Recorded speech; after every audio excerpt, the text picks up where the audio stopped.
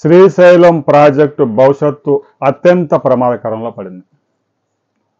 దాదాపు 5 దశాబ్దాల పైగా రైతులకి 2 తెలుగు రాష్ట్రాలకి సేవలు అందిస్తున్న ఈ శ్రీశైలం ప్రాజెక్టు దిగు భాగంలో ఉన్నటువంటి ఏదైతే ప్లంజ్ పూల్ ఉందో ఆ గొయ్యి 60 అడుగుల పైగా ఏర్పడిపోయింది. 2009లో వచ్చిన భారీ వరదలకు ఆ గొయ్యి మరింత పెరిగింది.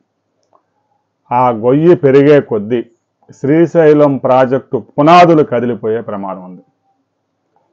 ఆ స్పిల్వే మీదుగా దాదాపుగా 300 అడుగుల ఎత్తు నుంచి 12 లక్షల క్యూసెక్కుల వాటర్ వచ్చి పడినప్పుడు అక్కడ పెద్ద గొయ్యి ఏర్పడింది. సహజంగా ఇంజనీర్లు మరి ఆ గొయ్యిని ఎప్పటికప్పుడు సరిదిద్దుకోవాల్సిన అవసరం ఉంది. అయితే 2 రాష్ట్రాలు ఏర్పడిన తర్వాత 2014 నుంచి ఆ ప్రాజెక్టుని పట్టించుకునే దిక్కే లేకుండా పోయింది. తెలంగాణ వాళ్ళు తెలంగాణ విద్యుత్ ఉత్పత్తి చేసుకోవడం, ఆంధ్ర వాళ్ళు ఆంధ్ర వైపు విద్యుత్ ఉత్పత్తి చేసుకోవడం తప్ప శ్రీశైలం ప్రాజెక్టు మరమ్మతులే మర్చిపోయారు. ఆ గొయ్యి పెరిగి పెరిగి పెద్దదైపోయి ఇప్పుడు ఆ గొయ్యి పూడ్చడానికే 200 కోట్ల రూపాయలు పైగా ఖర్చు అయ్యేలాగా ఉంది. సరే, ఒక గొయ్యి పూడ్చడానికి 200 కోట్లైనా 300 కోట్లైనా పెట్టాలి. శ్రీశైలం ప్రాజెక్టు యొక్క భవిష్యత్తు ముఖ్యం. దాదాపు 12 లక్షల మంది రైతుల భవిష్యత్తు దాని మీద ఆధారపడి ఉంది.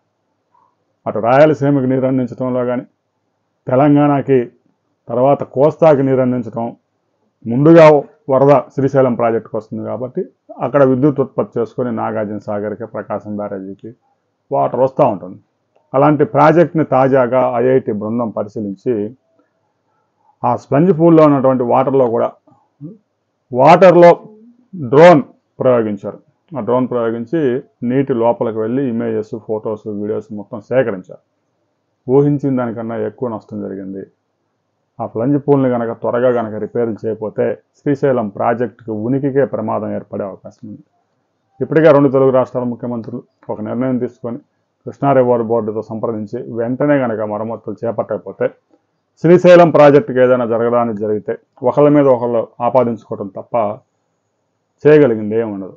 అందువల్ల తుంగభద్ర గేటు కొట్టుకుపోయిన తర్వాత గేటు బిగించడం ఎంత కష్టమైందో, ప్రాజెక్టుకి డ్యామేజ్ జరిగేక ముందే ఉభయ రాష్ట్రాల ముఖ్యమంత్రులు మేల్కొని 50-50 ఆ ఖర్చును షేర్ చేసుకొని వెంటనే శ్రీశైలం ప్రాజెక్టుని మరమ్మతులు చేపట్టాలి.